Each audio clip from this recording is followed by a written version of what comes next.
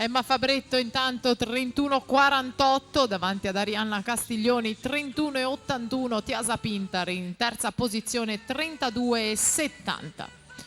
La Panziera continua a condurre la classifica. Francesca Panziera 2,29,75 è il tempo da battere per queste atlete che vogliono aggiudicarsi i 200 misti ragazze.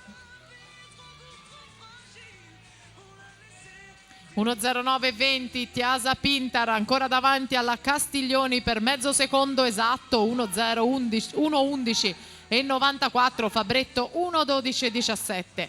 Emma Fabretto ha vinto questa mattina la prova dei 400 stile libero, gara a lei più congeniale, lo ricordiamo, 2 volte bronzo ai giovanili. Attenzione però alla Castiglioni che nella rana ha il suo punto di forza, ha vinto i giovanili nei 100 rana.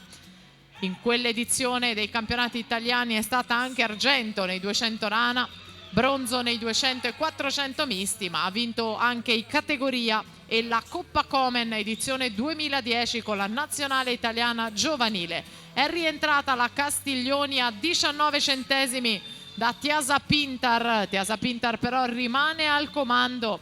Tutte atlete classe 97 con Tiasa Pintar che continua a condurre.